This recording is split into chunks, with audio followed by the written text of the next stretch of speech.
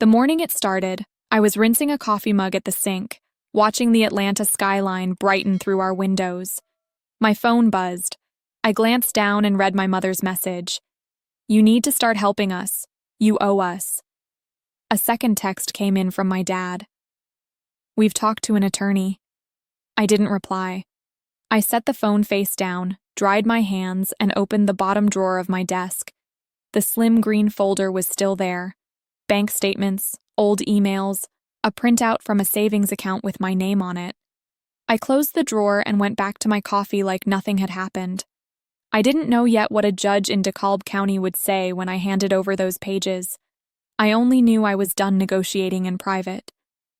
To understand why they felt entitled to demand anything from me, you have to go back to my graduation. It was late May, hot in that steady Georgia way. Inside the university auditorium, the lights were harsh and the air smelled like hairspray and warm fabric. We stood in lines, adjusting tassels, smoothing sleeves, trying to look calm. When they called my name, I walked across the stage the way I'd learned to walk through everything, steady, eyes forward. "Morgan Pierce," the announcer said. Applause rose. I smiled, shook a hand, and turned toward the crowd. I looked for my parents without letting my face show how much I needed to see them. I scanned the first rows, then the middle, then the back.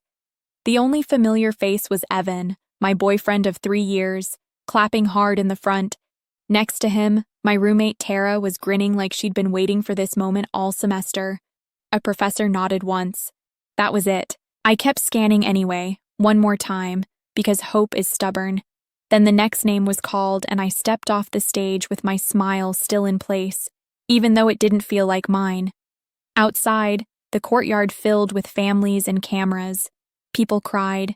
Parents hugged their kids like they were afraid to let go. I posed for photos when someone asked. I laughed at the right moments. I held my diploma like it meant I was fine. I wasn't. I found a quiet spot near the edge of the lawn and sat on a low stone wall, gripping my cap with both hands. Evan came over and crouched beside me. "They'll call," he said softly. "Maybe they're running late." I nodded, but my stomach stayed tight. Evan's eyes flicked to his phone. He hesitated, then turned the screen toward me. "I'm sorry." It was an Instagram story from my sister, Brielle. Time stamped 20 minutes ago. A rooftop club in Buckhead. Gold balloons, a tall cake, and my parents in the middle of it, smiling under a neon sign that read, "Happy 21st, Brielle." The caption said, "Nothing like family." I stared at the screen until it looped again. My mom laughing. My dad leaning into the camera. Brielle holding up a glass like she'd won something. "They didn't tell me," I said, and my voice came out flat. I didn't even know it was her birthday. Evan sat beside me and took my hand. I let him, because I couldn't find anything else to hold on to. That night, I sat at Evan's parents' table in a house that smelled like garlic and rosemary. His mom, Janet, set lemon chicken and wild rice in the center, like it was the most natural thing in the world. His dad, Mark, kept topping off our water glasses. I checked my phone more times than I want to admit. No calls, no texts, nothing from my mother. Brielle's party was still playing out online like a highlight reel. Halfway through dinner, Janet leaned in, not prying, just noticing. "So your family couldn't make it today?" she asked. "Something came up," I said quickly. She nodded. "That must sting." I started to brush it off. Then Mark looked up and asked, genuinely confused, "They didn't come at all?" The room went quiet, and the careful smile I'd been wearing since the ceremony finally slipped. "They were at my sister's birthday party," I said, "while I was on stage." Janet didn't gasp. She didn't lecture. She just looked at me in a steady way that made my throat tighten. Evan's hand found mine under the table, firm and warm. Later, when the house had settled and the only sound was the faint ticking of a clock, Evan and I sat on the couch with a blanket over our legs. The fireplace was low, just enough heat to soften the night. I stared at the flames for a long time, then said the thing I'd never said out loud. My grandmother left money for my college. Evan stayed quiet. He didn't interrupt. He just listened. I took a breath and tightened my grip on the blanket.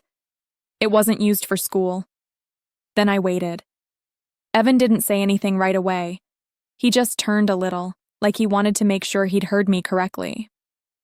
"What do you mean it wasn't used for school?" he asked. The question was gentle. No disbelief, no shock, just a quiet request for clarity. I kept my eyes on the fire. The logs shifted and made a small crackling sound, like the room was trying to fill the silence for us. "It was supposed to be for me," I said. "My grandmother set it up years ago. She was specific. It wasn't a general family account. It had my name on it." Evan's arm tightened around my shoulders, the smallest pressure, like a reminder that I didn't have to rush. I exhaled slowly. "I found the paperwork my senior year of high school." He turned his head. "How?" "I was looking for printer paper," I said, and the detail felt almost ridiculous considering what it led to. Mom kept supplies in her desk. I opened the wrong drawer and there it was. A folder, statements, the account information, her signature on a form that listed the purpose as education. I paused, because I could feel the familiar instinct to minimize it, to soften the edges so it didn't sound as bad. I didn't do that anymore. "The account was still active," I continued. "It had money in it. Not everything, but enough to cover a lot of tuition." I remember standing there holding the papers and thinking, okay, maybe this is why they've been so calm about college. Maybe they've just been waiting. Evan didn't interrupt. He knew better. "When I asked my mom about it," I said, "she didn't even look surprised. She smiled and said, 'Don't worry about college, sweetheart. You'll get scholarships. You're always good at that.'" I swallowed once, slow. That was her whole explanation. Like the fund existing didn't matter because I could work around it. Evan's jaw tightened. I could feel it through his stillness. "And then," I added, 2 weeks later, Brielle got a brand new white Honda Civic." Evan looked down at me. "From that account?"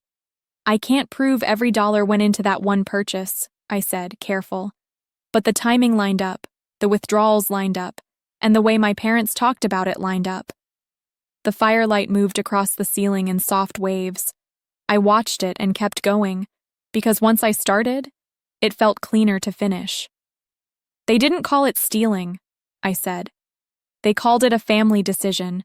Like the fund belonged to the family and I was just one of the possible uses." Evan's voice was low. "Did you confront them again?" I nodded, though he couldn't see it. "Once. Right after that car showed up in the driveway. I asked my dad if it was paid for with Grandma's money." I could still see his face, the way he'd looked irritated, not guilty. The way adults sometimes look at children who ask questions they don't want to answer. "He told me to stop being dramatic," I said. "He said, 'Your sister needed a reliable car. You're going to be fine. You always land on your feet.'" I stared into the fire and let the words sit there, unchanged. "That was the first time I really understood the role they'd assigned me," I said quietly. "Not the daughter they worried about. The daughter they assumed would absorb whatever they didn't want to deal with." Evan shifted slightly, as if he wanted to speak, then decided to wait. My throat felt tight, but my voice stayed steady. "I worked 2 jobs my freshman year, tutoring and waiting tables. I didn't tell them how tired I was because it didn't matter. If I complained, it became proof that I wasn't grateful." I paused, listening to the soft sound of the clock in the corner. Tick, tick, tick. "They would still ask me things," I said. "Not about school, not about how I was doing. More like errands, favors, a ride to the airport, babysitting Brielle when they wanted a weekend away, helping my mom with her online shopping because she said the websites confused her." Evan let out a slow breath through his nose. "They used you." I didn't react to the word. I just nodded again, the calm kind that comes when you've stopped trying to argue with reality. It wasn't obvious in the moment, I said. It was never one big event. It was small things stacked on top of each other until the weight became normal. I leaned my head back against the couch cushion and stared at the ceiling. And Brielle, I said, was always the reason. Evan didn't ask, but I answered anyway. She got more because she needed more, I said. She got attention because she was sensitive. She got money because she was still figuring it out. And I got told I was strong. I let out a small laugh that wasn't really a laugh. They loved calling me strong. It was their favorite way of not showing up. Evan's hand moved to my hair, smoothing it once, slowly. Did your grandmother know? No, I said. She passed when I was 16. She was the only one who ever looked me in the eye and asked what I wanted. I remembered that clearly. The way she used to hold my hand at the kitchen counter while she taught me how to peel apples. The way she'd say my name like it mattered. She told me she was proud of me, I said.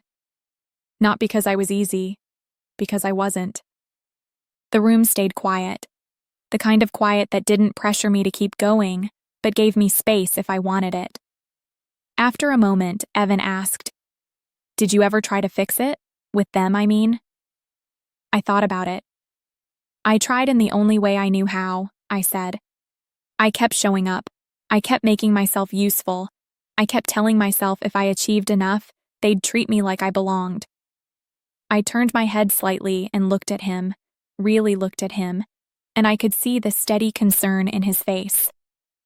But graduation made it impossible to pretend, I said. Because they didn't even bother to hide it. They didn't forget. They chose. Evan's mouth tightened. And they're not calling now either. I shook my head. No. I reached for my phone on the coffee table and tapped the screen once. No new notifications from my mother. Just more stories from Brielle's account. Still glowing, still loud. I set the phone face down again. Evan watched me for a moment. Do you want to cut them off? The question wasn't dramatic. It wasn't a push. It was practical, the way Evan always was when something needed a decision. I stared at the fire and answered honestly. I don't know, I said. I just know I'm not asking them for anything ever again. Evan nodded like he understood exactly what that meant. Okay, he said. I sat there a little longer, listening to the faint hiss of the fire, feeling the weight of a boundary forming in my chest. Not anger, not revenge, just a clear line. Then, as if the universe wanted to test whether I meant it, my phone buzzed again. I didn't pick it up right away. I waited. I let the phone buzz until it stopped. Evan didn't reach for it. He didn't tell me what to do. He just stayed beside me, steady, like a handrail. When I finally picked it up, it wasn't my mother. It was a notification from Brielle's account, another story posted. The party was still going. More champagne, more laughing, more family. I watched it for 2 seconds, then closed the app. Evan studied my face. Anything from them? No, I said. Not yet. He nodded once. Okay. That night, after we got back to his place, I didn't cry. I didn't rage. I didn't call my parents. I went into the small second bedroom Evan used as an office, sat down at his desk, and opened my laptop. Not to distract myself, to check something. For years, I'd lived with this quiet fog in the background. Not confusion about what they did, exactly. More like confusion about how to prove it without sounding bitter. The fog kept me hesitant. Graduation cut through it. I logged into my email and searched my grandmother's name. At first, it was just old family threads, holiday plans, a forwarded recipe. Then, buried further back, I found it. A scan of a letter my grandmother's attorney had sent to my parents when the account was opened. It wasn't dramatic. It was administrative, clear, boring even. That was what made it powerful. I printed it. Evan walked in while the printer hummed. He leaned against the doorway, arms folded, watching me without commenting. "What are you doing?" he asked. "Getting organized," I said. He nodded again, like that made complete sense. I opened a fresh document and started a timeline. Not an emotional diary, a list of dates and facts, the way I'd learned to write things for school and work when I needed to be taken seriously. Graduation date, date of Brielle's birthday, the day I found the folder in my mom's desk, the day the car showed up, the weeks I worked 2 jobs, the semester my tuition payment was late and I paid the late fee myself. I didn't write sentences like, "I felt abandoned." I wrote, "No family present at ceremony. Sister's event attended same day. Evidence, Instagram story timestamp." Evan came closer and glanced at the page. "You're building a record?" "Yes," I said. He was quiet for a moment, then asked, "For what?" I didn't answer immediately, because I didn't know yet. Not fully. "For me," I said finally. So I stopped second-guessing my own memory. That night, I slept. Not deeply, but enough. The next morning, my phone rang while I was brushing my teeth. I didn't rush to answer it. I finished brushing, rinsed, wiped my mouth, then picked up the phone. It was my mother. I stared at her name until it stopped ringing. A voicemail appeared almost immediately. Evan was making coffee in the kitchen.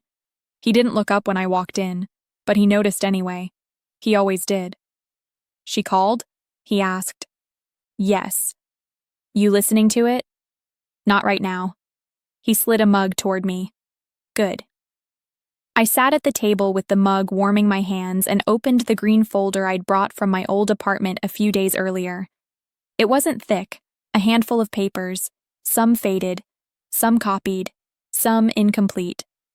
It had bothered me for years that I only had pieces, not because I was trying to build a case, but because I wanted to understand the full picture without relying on their version of events. Now I wanted the full picture. I called the bank listed on the old statements. When the automated system asked for an account number, I didn't have the full one, just the last 4 digits. I pressed 0 until it gave up and routed me to a person. A woman answered with a bright, practiced voice. I gave her my name, then my grandmother's. I explained what I was trying to locate. There was a pause. "Ma'am, I can't discuss account details without verification." "I'm not asking for balances over the phone," I said calmly. "I'm asking what documentation I need to request historical statements related to an account established for my education, with me as the named beneficiary." Another pause, shorter this time. I could hear keys clicking. "Are you listed as an account owner?" "I don't know," I said. "That's part of what I'm trying to clarify." She explained the process: written request, proof of identity, proof of relationship, any documents tying my name to the account. If I wasn't an owner, it would be more limited, but not necessarily impossible, depending on the structure and the estate documents. I asked her to email the exact list of requirements. When I hung up, Evan was still in the kitchen, rinsing something at the sink. He glanced over. "How'd it go?" "I have a checklist," I said. He dried his hands on a towel and came to sit across from me. "That's good." I started assembling what she'd asked for: copy of my ID, copy of my birth certificate, the old letter from my grandmother's attorney, the partial statements I already had. And then I did something else, something I hadn't done before. I opened a spreadsheet. I made columns: date, vendor, amount, category, source, spa, handbags, travel, auto payment, tuition, rent. At first it felt uncomfortable, like I was doing something petty, like I was counting pennies. That's how my mother always framed it when I tried to talk about anything financial, as if asking for accountability was the same as being greedy. But the discomfort faded as the sheet started filling in. Numbers don't argue. Numbers don't twist themselves into family decisions. Numbers just sit there and tell the truth.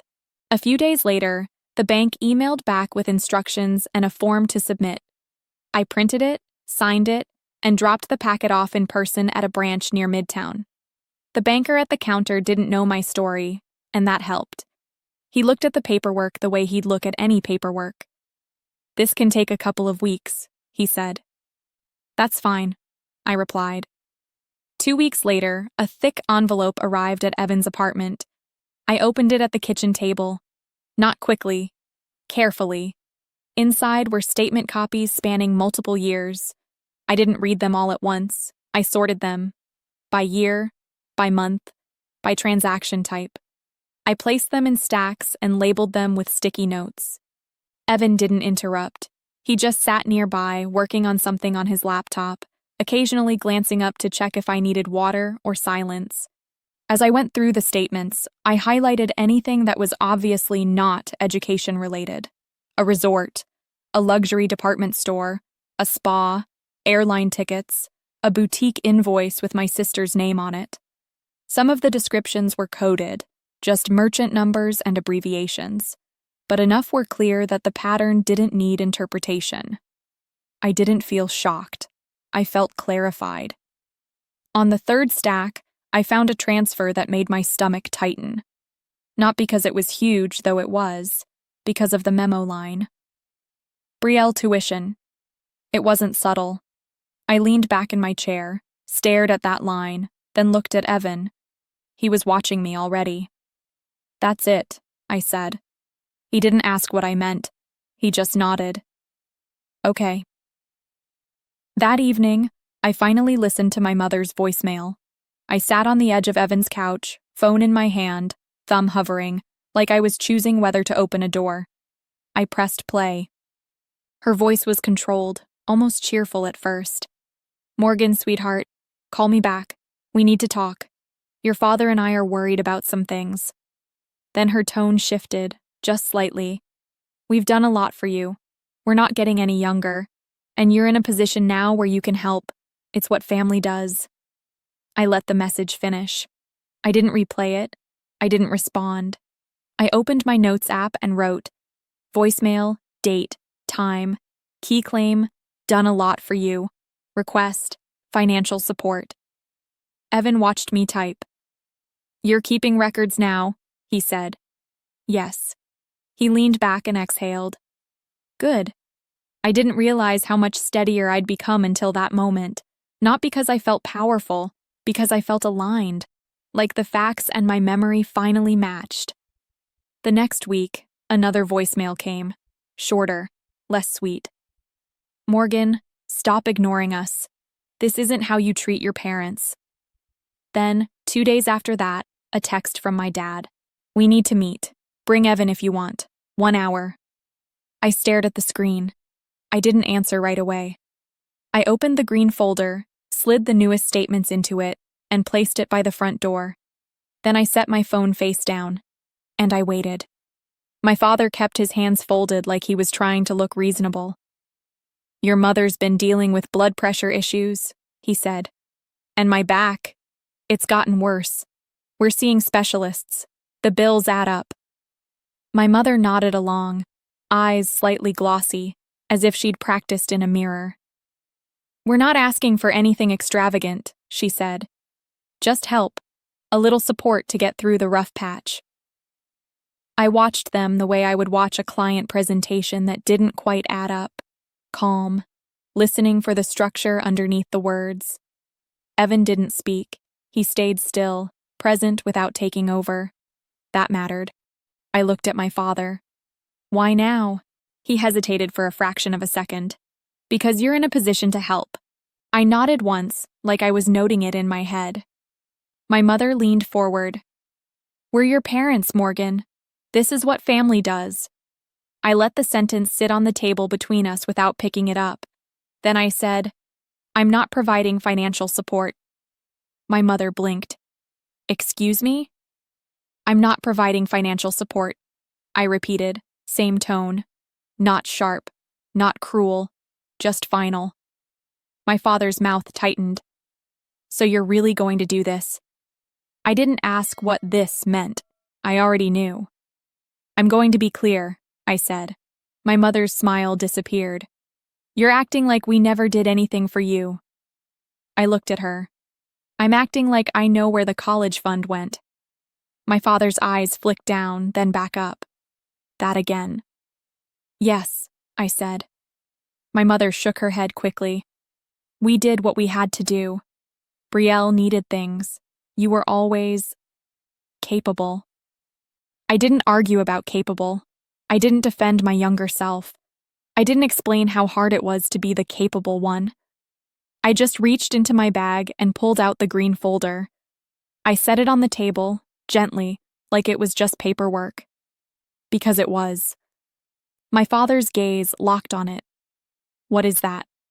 Bank statements, I said, and documentation related to the education account my grandmother set up for me. My mother lifted her chin slightly. We told you that money was handled. I opened the folder and slid one page across the table toward her. The line was highlighted. She didn't touch it at first. My father did. He pulled it closer, read the header, then the date. I watched his face change in small increments. Not shock, exactly. More like irritation, as if the facts were inconvenient. I kept my voice steady. Here's a transfer memo labeled Brielle Tuition. Here are transactions from luxury retailers. Here are spa packages. Here's a resort charge, over and over. My mother finally looked down. Her eyes moved quickly, scanning like she was searching for a way out. This doesn't prove anything, she said. It proves where the money went, I replied. My father leaned back, his chair scraping the floor slightly. You're making this into something it wasn't. I nodded slowly. It was an account designated for my education. You used it for other things. My mother's eyes narrowed. We raised you. We fed you. We kept a roof over your head. Do you think that was free? Evan's posture changed, just slightly. He didn't speak, but I felt the shift. I didn't take the bait. I didn't list what I'd done for them, how I'd worked, how I'd paid my own way. I just stayed on the point. My grandmother left that money for my education, I said. Not as repayment for parenting, not as a family slush fund. My father's voice hardened. You have a penthouse now. You're married. You're doing well. This is petty. I looked at him, calm. This is not petty. This is accountability. My mother's face flushed. So what, you want us to beg you? Is that what this is? No, I said. I want you to stop rewriting what happened. There was a silence that felt clean, not awkward, not heavy, just honest. My father leaned forward again, lowering his voice like he was trying to keep the cafe from hearing. We're not here to argue about the past. We're here because we need help now. I nodded once. Then ask Brielle. My mother's eyes widened. She can't. I didn't react to the word can't. I just waited. My father exhaled sharply. She has her own issues. You don't know what she's dealing with. I kept my face neutral. You didn't know what I was dealing with when I was working 2 jobs to pay tuition. My mother's mouth opened, then closed. My father's jaw tightened. So you're refusing? Yes, I said. He stared at me for a moment, then looked at Evan like he wanted an ally or a target. Evan didn't move. My mother's voice turned sharper. After everything we sacrificed, you're going to abandon us. I didn't correct the word. I didn't argue with it. I just placed it where it belonged. I'm not abandoning you, I said. I'm declining to fund you. My father's eyes narrowed. That's a nice way to say the same thing. It's accurate, I replied. My mother sat back, breathing faster, hands clenched around her purse strap. You've changed. I nodded slightly. Yes. My father's voice lowered again. If you won't do the right thing, we'll handle it another way. I held his gaze. What does that mean? He didn't answer directly. We have options. I didn't ask twice. I reached into my bag and pulled out my phone. I opened my notes and typed one line, calmly, with them sitting right in front of me. Meeting at Pine Street Cafe. Parents requested financial support. Declined. Father implied options if not helped. Then I set the phone down. My mother's eyes flicked to it. Are you writing this down? Yes, I said. My father's face tightened. This is ridiculous. I closed the folder and placed it back in my bag. I said 1 hour, I reminded them, glancing at my watch. We have about 20 minutes left. My mother's voice rose slightly. Not loud, but strained. You're treating us like strangers. I looked at her. You're treating me like an account. She stared at me, and for a moment I thought she might soften, but then her expression hardened again. My father stood up first, pushing his chair back. Fine, he said, if that's how you want it. I stayed seated. That's how it is. My mother stood more slowly. She leaned in, eyes glossy, voice trembling in a way that sounded practiced and real at the same time. You'll regret this, she said. I didn't answer. They walked out without another word.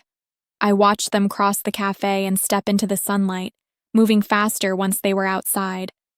Evan waited until the door closed behind them. You okay? He asked. I nodded once. Yes.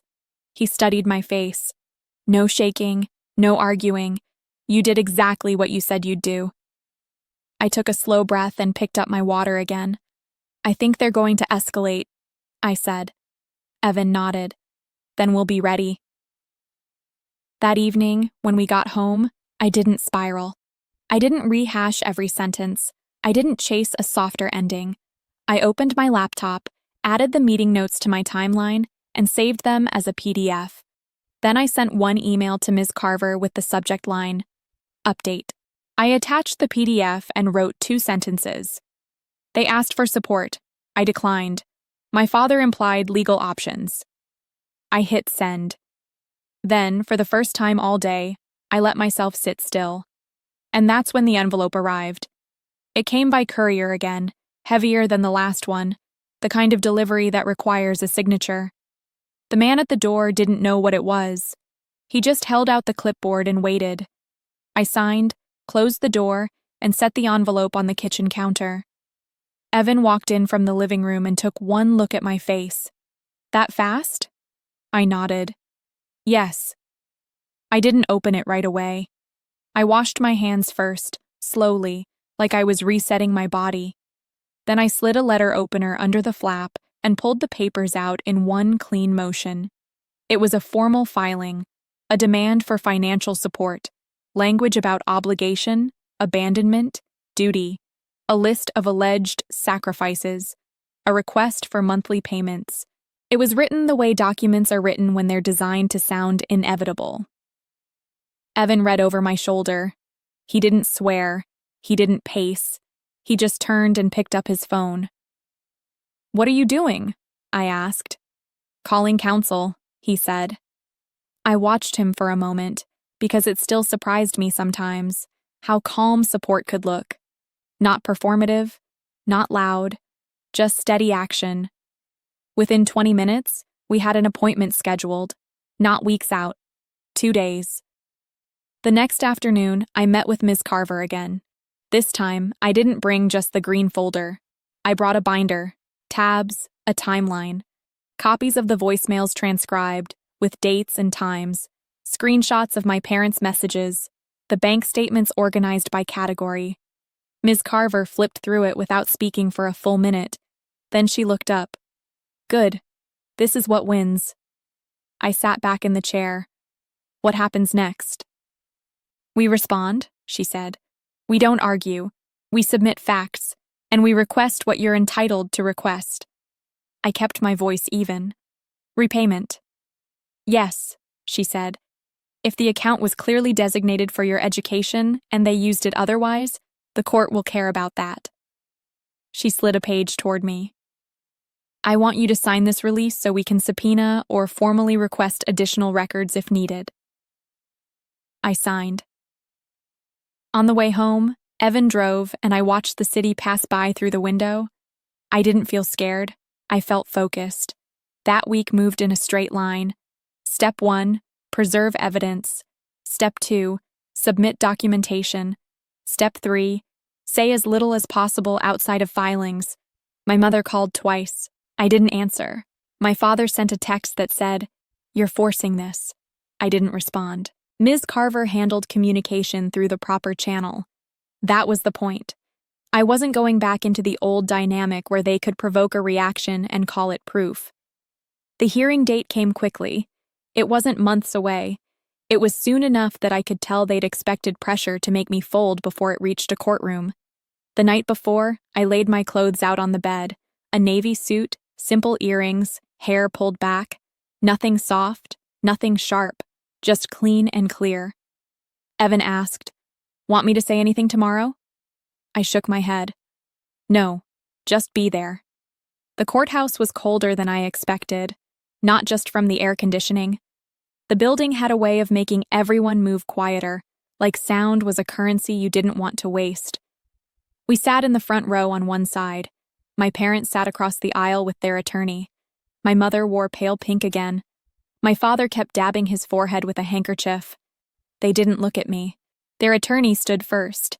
He spoke with confidence, pacing slightly, using words like duty and responsibility and abandonment. He painted them as fragile, me as cold. He implied I had been elevated by their sacrifice and was now refusing to return the favor. I listened without reacting. When he finished, Ms. Carver rose. She didn't pace. She didn't raise her voice. She placed a folder on the table and clicked a remote. A screen at the front of the room lit up. She began with the will documentation and the letter tied to the account's stated purpose. Then the bank statements. Then the transactions. Not all of them. Just enough. A spa package charge with a memo line tied to an anniversary weekend.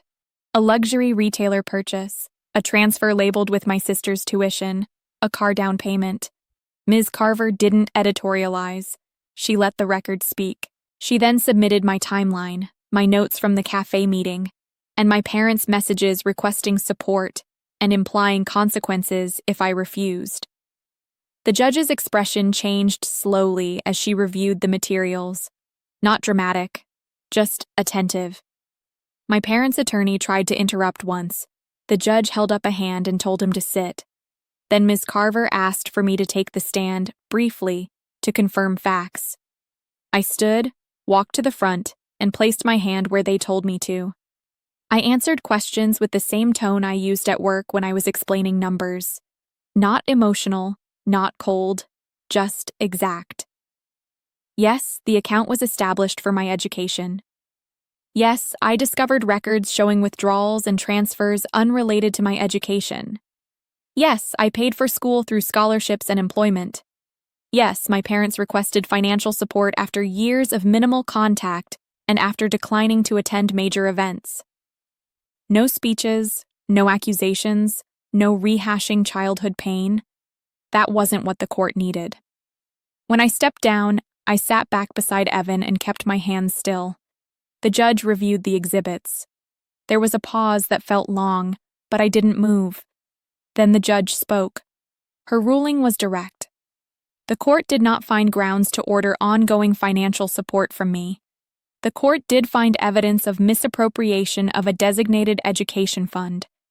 An amount was stated, tied to the records submitted. Repayment was ordered. Legal costs were assigned. The words were clean, final, administrative. I didn't breathe fully until the last sentence landed.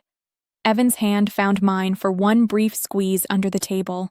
Across the aisle, my mother's face tightened. She made a small sound, almost like she'd been caught off balance. My father stared down at the table, jaw locked. The judge moved on to the next case. That was it. The system did what systems do when you bring them facts. Outside, the sunlight hit the stone steps and it felt almost too bright after the cool hallway. Evan stood beside me. You did exactly what you needed to do. I nodded. It's done. We didn't celebrate. We didn't post anything. We just walked to the car. My phone vibrated once as we were pulling out of the parking lot. A message from my mother. We were wrong. I didn't open it. I didn't need her words to validate what the judge had already confirmed. Back home, I set my keys in the bowl by the door, took off my shoes, and went straight to the kitchen. I filled the kettle with water and turned it on. Evan leaned against the counter. "Tea?" I nodded. "Tea." While the water heated, I pulled the binder out of my bag and placed it on the table. I opened it to the last tab and slid the court order into the sleeve. Then I closed the binder and put it in the cabinet above the fridge, the one we used for things we didn't need every day. Order, not obsession. The kettle clicked off. I poured the water, watched the tea darken, then sat down at the table with both hands around the mug. The quiet felt different now. Not empty. Not tense. Just quiet. My phone buzzed again. This time, it wasn't my mother. It was a notification from the building's front desk. Visitor, Brielle. I stared at the screen for a moment. Then I set my phone face down, and I decided whether to let her up. I stared at the front desk notification for a long moment. Not because I was afraid of my sister, but because I was careful now. I didn't let surprise make decisions for me. Evan watched me from across the kitchen table. He didn't ask questions. He waited. That was his way of giving me the wheel. I took one sip of tea, set the mug down, and said, "I'll talk to her for 15 minutes. Evan nodded. "I'll be here." I picked up my phone and typed one line to the front desk. "Send her up." A few minutes later, the elevator chimed. I heard the soft roll of wheels in the hallway, then a light knock. When I opened the door, Brielle stood there holding her purse strap with both hands like she needed something to anchor her. She looked smaller than I remembered, less polished, no loud confidence, no performance. "Hi," she said. "Hi," I replied. I stepped back and let her in. Not warmly, not coldly, just neutrally.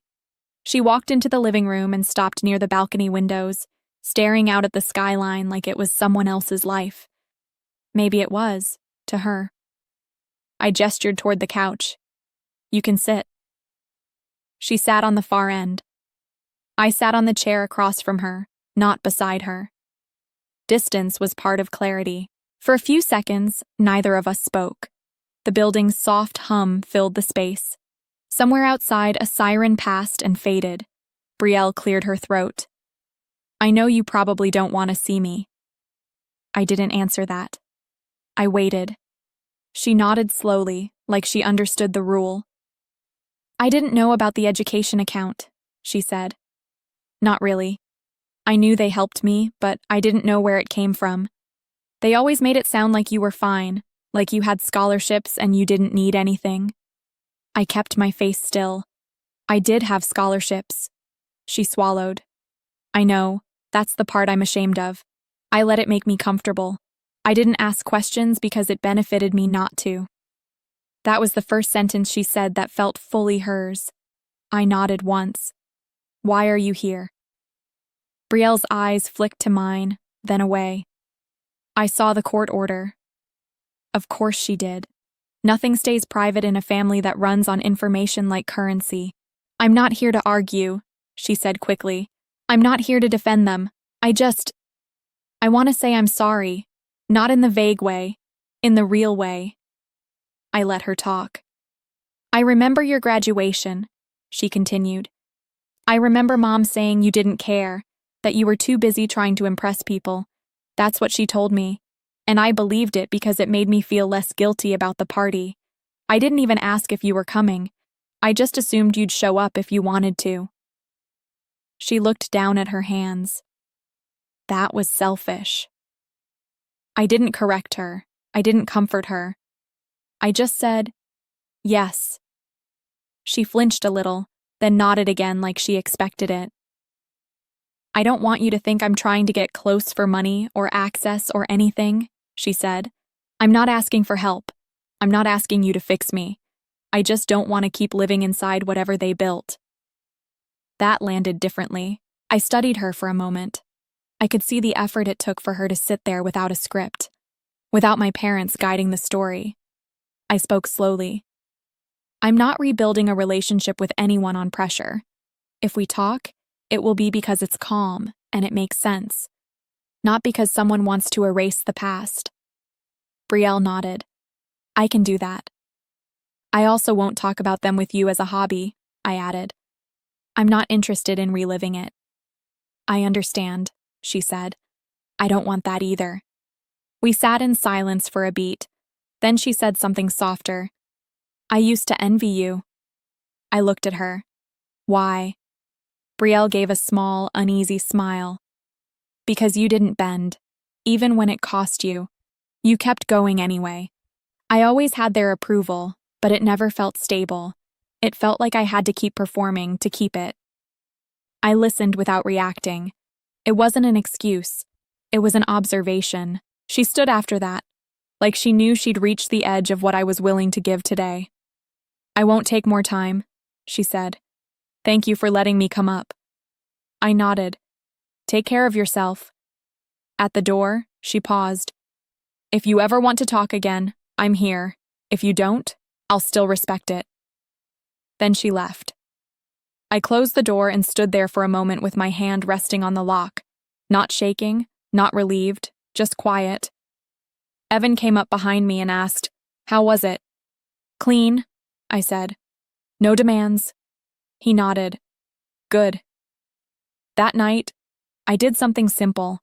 I wiped down the kitchen counters, rinsed the mugs, and folded a load of laundry that had been sitting in the basket too long. I put papers back where they belonged. I checked the calendar for the week. Small tasks, normal life, the kind of routine that proves you are safe. Before bed, I opened the cabinet above the fridge and looked at the binder for a second. Then I closed the cabinet. I didn't need to keep touching the story to know it was real. A few days later, I got a message from a woman I barely knew, a friend of a friend. She said her parents had started making comments about how she owed them now that she was doing well. She asked me quietly what I did when my family tried to pull me back in. I stared at the message, then typed one line. Write everything down, keep it calm, use facts. Then I put the phone face down. If this story felt familiar to you, I'm glad you stayed with me. And if you want more calm, real stories like this, please like and subscribe. It helps the channel, and it helps other people find a place that feels steady. Also, tell me in the comments which city you're watching from and what time it is for you right now. I read more than you think. 2 popular stories are going to appear next, so take a look and see which one you want to listen to after this.